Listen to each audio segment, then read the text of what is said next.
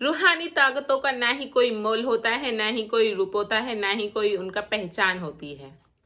यानी कि ये चीज़ें जो होती हैं ये हम लोगों के बीच ही होती हैं, हम लोगों के आसपास ही होती हैं, जो कि हम ना ही इन्हें कभी देख सकते हैं, ना ही कभी इन्हें पहचान सकते हैं। लेकिन ज़िंदगी में इनको महसूस ज़रूर कर सकते हैं। हम लोगों के साथ कभी कभी ऐसी घटनाएं घट जाती हैं जिससे हम इन चीज़ों को महसूस कर पाते हैं। कभी कभी आपने देखा होगा कि आपको भी लगता होगा कि हमारे पीछे शायद कोई है, या फिर आप रास्ते में चल रहे हो तो आपको लग रहा है हमारे साथ साथ कोई चल रहा है। ऐसी ही ये चीजें होती हैं जो कि दिखाई नहीं देती हैं, लेकिन इनके साथ हुई कुछ क्रिया हमें बता देती हैं कि हमारे आसपास कुछ चीजें हैं जो कि हमें दिखाई नहीं दे रही हैं लेकिन महसूस हो रही हैं। ऐसी ही कहानी है एक हवेली में रहने वाले राजा की। यानी कि राजा बहुत अमीर था और उसकी एक हवेली थी। अब राजा तो मर गया, लेकिन उसके बच्चे चले गए विदेश। अब बच्चे विदेश चले गए तो हवेली हो गई वीरान। अब जब हवेली वीरान हो गई तो उसमें बहुत सारे जाले लग गए, मकड़ी मच्छर हर चीज हो गई। लेकिन अब वहां की जनता ने और वहां के सरकार ने उस हवेली के मालिकों को एक ऑर्डर भिजवाया। यानी कि मालिक तो खत्म हो चुका था, लेकिन उस हवेली में जो उसके बेटे बहू वगैरह थे उनके पास एक ऑर्डर भिजवाया कि इस हवेली की साफ सफाई कृपा करके करवा दी जाए। अब बेटे तो उसके आने से रहे, लेकिन उसका जो बड़ा बेटा था तो उसकी बहू उस हवेली में प्रवेश करती है। अब जब बड़ी बहू प्रवेश कर जाती है हवेली में, उसका एक बेटा होता है, लेकिन उसका पति मर चुका होता है। यानी कि राजा का बड़ा बेटा जो होता है वो एक कार एक्सीडेंट में मर चुका होता है और उसकी बहू अपने बेटे के साथ उस हवेली में प्रवेश कर देती है। अब उस हवेली की हर एक दीवार, हर एक कोना कोना वहां की रूहानी ताकतों का महसूस करा के अंदाजा करा रहा था। लेकिन बहू तो इतनी ना समझ थी कि उसे क्या पता था कि इस हवेली में आने के बाद मेरा आज के बाद ये रूप हो जाएगा जो मैंने कभी सोचा भी नहीं था। अब हवेली इतनी बड़ी थी कि जिसका कोना कोना अगर अकेली वो साफ करती तो वो शायद 1 वर्ष तक कर पाती। अब हवेली की साफ सफाई के लिए उसने हवेली में मजदूरों को लगाया। अब मजदूरों को लगाया तो लेकिन मजदूरों को क्या पता था कि इस हवेली के कोने कोने में खूनों का वास हुआ पड़ा है और चीजों का वास हुआ पड़ा है। अब मजदूर तो उस हवेली में साफ सफाई के लिए लग गए, लेकिन एक दिन में उस हवेली की साफ सफाई नहीं हो रही थी। अब जैसे ही बड़ी बहू अपने बेटे के साथ अपने कमरे में चली जाती है, जैसे ही रात हो जाती है वो अपने बेटे के साथ सो रही होती है। तो जैसे ही उर्मिला अपने बेटे के साथ सो जाती है रात को, फिर सोने के बाद में करीब 1 घंटे बाद उसको खिड़की के पास कुछ आवाजें सुनाई देने लगती हैं। अब उर्मिला उठकर देखती है तो वो खिड़की के पास एक पंछी यानी कि आकर टकरा गया और उसकी वहीं पे मौत हो गई। अब खिड़की से गिर रही खून की बूंदें उर्मिला देख चिल्लाई और इतनी घबरा गई कि उसे कुछ भी समझ नहीं आ रहा था। अब रात गए वो अपने बेटे को नहीं जगाना चाहती थी ताकि उसका बेटा भी न डर जाए। अब उर्मिला इतनी घबराई हुई थी कि पक्षी आखिरकार ऐसे खिड़की के आके कैसे टकरा सकता है, क्या ये मजदूरों की हरकत है? लेकिन उर्मिला अब यह सोच रही थी कि अब मैं क्या करूं। अपने बेटे को वो जगा नहीं सकती थी, उसके साथ कोई था नहीं जिससे वो ये चीज बता सके। अब उर्मिला धीरे धीरे कदमों से चलकर खिड़की के पास आती है और उस पक्षी को खिड़की से फेंक देती है। लेकिन अब उर्मिला का दिल इतना दहल गया था कि अब वो सोच में पड़ गई कि मुझे क्या करना चाहिए और ये आखिरकार पक्षी ऐसे खिड़की से आके क्यों टकराया? क्या इसमें किसी की साजिश थी या इसमें कर्मचारियों का ही हाथ था? अब जैसे तैसे उर्मिला उसको फेंक के खिड़की को लगाकर अपने बेड तक आ जाती है। लेकिन अब बेड तक तो आ जाती है, लेकिन उर्मिला को अब इस सोच में रात भर नींद नहीं आती है। अब उर्मिला सोच में पड़ गई कि आखिरकार ये किसकी हरकत थी और वो रात भर जागी रहती है। फिर जैसे ही सुबह होती है तो उर्मिला अपने मजदूरों को बुलाती है और बोलती है कि क्या तुम लोगों की हरकत थी जो रात मेरी खिड़की से आकर पक्षी टकराया और उसकी मौत हो गई? अब मजदूर कहते हैं कि मालकिन हमने तो कुछ भी नहीं किया, ना ही हमने कुछ देखा। अब उर्मिला कहती है क्या नहीं देखा तुमने? खिड़की के नीचे तुम्हें पक्षी नहीं दिखाई दिया मरा हुआ?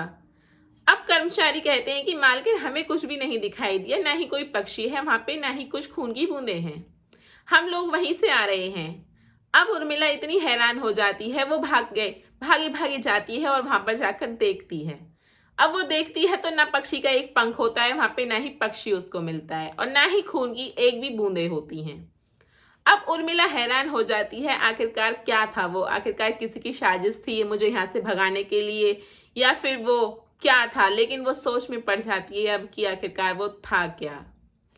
अब जैसे तैसे कर्मचारी हवेली में एंटर करते हैं तो उर्मिला उनको साफ सफाई के बारे में बताती है कि घर का कोना कोना अच्छे से साफ करना और जो महंगी महंगी मूर्तियां हैं उन्हें बहुत आराम से साफ करना, एक भी मूर्ति टूटनी नहीं चाहिए।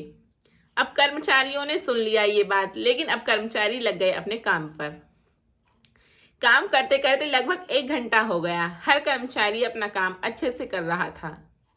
अब जो कर्मचारी छत पर काम कर रहा था, अचानक से उसकी छत से गिरकर मौत हो जाती है और उर्मिला और कर्मचारी देखकर भागे भागे जाते हैं तो देखते हैं कि ऊपर से गिरा हुआ कर्मचारी घायल हो चुका है और मर चुका है, यानी कि उसकी मौत हो चुकी है।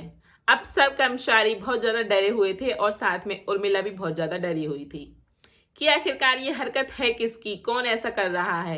रात मेरे कमरे में पक्षी और अब कर्मचारी की मृत्यु। तो उर्मिला अब सोच में पड़ जाती है कि आखिरकार इसके पीछे किसका हाथ है। अब उर्मिला वहां के बाकी मजदूरों से पूछती है कि आखिरकार यहाँ का सच क्या है, और वहां के मजदूर उर्मिला को अब कुछ भी नहीं बता रहे थे। वो कह रहे थे कि हमें नहीं पता मालकिन, अगर आपको आपके हवेली का सच जानना है तो आप इस गांव के सरपंच से जाकर मिलिए। अब उर्मिला हैरान हो जाती है कि आखिरकार हवेली का सच क्या है। अब वो यह सच जानने के लिए अपने गांव के सरपंच से मिलने जाती है और देखती है तो सरपंच मरा हुआ होता है, लेकिन उसका बेटा अभी तक जिंदा था और जो हवेली का राज था वो एक किताब में कैद था, जो कि सरपंच के बेटे के पास अभी तक रखा हुआ था। अब सरपंच का बेटा उसे उस राज को दे देता है और जैसे ही उर्मिला उस किताब को पढ़ने लगती है तो उसे सारी हवेली की सच्चाई पता चल जाती है। अब हवेली की सच्चाई कुछ ऐसी थी कि यानी कि उस हवेली में कई साल पहले 2 मजदूर काम करते थे, यानी कि नौकर और नौकरानी। अब नौकर नौकरानी बहुत ही अच्छे थे, वो उस हवेली के पुराने मजदूर थे, यानी कि पुराने कर्मचारी थे। अब दोनों में से और फिर दोनों में प्यार भी बहुत था, लेकिन उस हवेली में कुछ गहने चोरी हो जाते हैं, जिससे कि राजा उन दोनों पर इल्जाम लगाता है। लेकिन वो दोनों नहीं मान रहे थे कि चोरी हमने की है और वो इस चीज को नाट रहे थे। यह देख राजा गुस्से में उसकी प्रेमिका का कत्ल कर देता है और उसको छोड़ देता है। अब उसकी प्रेमिका के कत्ल के कारण वो बहुत ज्यादा पागल हो चुका होता है और वो अपने आप को भी मार लेता है। अब वो दोनों तो मर चुके थे, लेकिन अब हवेली का विनाश शुरू हो चुका था। अब हवेली का विनाश इस प्रकार शुरू हो चुका था कि यानी कि अब उन दोनों की आत्माएं उस हवेली में घूमने लगी। गुजरते दिनों में अब उसके हवेली के बड़े बेटे ने एक तलवार लेकर अपनी ही गर्दन काट ली। फिर गुजरते दिनों में उस हवेली के छोटे बेटे ने छत से कूदकर अपनी आत्महत्या कर ली। अब धीरे धीरे जैसे जैसे वक्त गुजर रहा था, उस हवेली में आए दिन घटनाएं हो रही थीं और ऐसी ही घटनाएं अब घटने लगी वहां पर। तो वहां के लोग यह सब देख हवेली को छोड़कर चले गए। अब जैसे ही उर्मिला को यह सब सच्चाई पता चलती है, वो अपने बेटे को लेकर भाग रही होती है, यानी कि वो अपने बेटे को लेकर जाने के लिए तैयार हो गई होती है। लेकिन उसका बेटा अचानक से छत से कूदने लगता है। जैसे ही वो मुड़कर देखती है तो वो अपने बेटे को जैसे ही रोकने की कोशिश करती है, लेकिन उसका बेटा भागे जा रहा था और वो नहीं पकड़ पा रही थी। अब जैसे ही उर्मिला उसका पैर पकड़ तो लेती है और बचा भी लेती है। अब उर्मिला अपने बेटे को एक पल भी उस हवेली में नहीं रखना चाहती थी और उर्मिला के कानों में एकदम से आहट की आवाज आती है, बचा सके तो बचा ले अपने बेटे को। अब उर्मिला उस आवाज को सुनकर इतनी ज्यादा घबरा गई थी कि अब उसे 1 सेकंड भी उस हवेली में बहुत भारी लग रहा था। अब वो अपने बेटे के साथ आधी रात में ही नंगे पैर भागे चली जा रही थी कि बस कैसे भी करके एयरपोर्ट पहुंच जाऊं और मैं यहाँ से निकल जाऊं। अब जैसे ही वो रास्ते में जा रही थी तो उसकी कार का इतना बुरा एक्सीडेंट होता है कि कार पूरी चुकरमचूर हो जाती है, लेकिन उर्मिला और उसके बेटे को एक खरोंच तक नहीं आती है। अब जैसे ही वो दोनों कार से निकलते हैं तो सुनसान सड़क पे वो लोग भागने लगते हैं। अब सुनसान सड़क पे भागते भागते उन लोगों को एक कार दिखाई देती है जिसकी आगे से लाइटें जल रही थीं। अब उर्मिला उस कार को रोकती है और मदद मांगती है। अब मदद के लिए उस कार में बैठा हुआ एक ऑफिसर देखकर उर्मिला बहुत खुश हो जाती है और वो उससे बोलती है, प्लीज हमें एयरपोर्ट तक छोड़ दें, आपकी बहुत मेहरबानी होगी।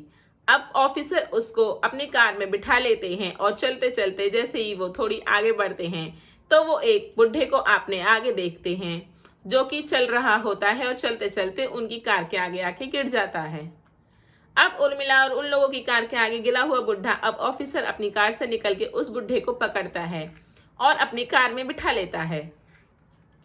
अब जैसे ही वो लोग अपने एयरपोर्ट के लिए निकलते हैं वैसे ही बुड्ढा धीरे धीरे अपने हाथों को लाकर उस ऑफिसर की गर्दन पे घुमा देता है और उसकी आत्महत्या करने की कोशिश करता है।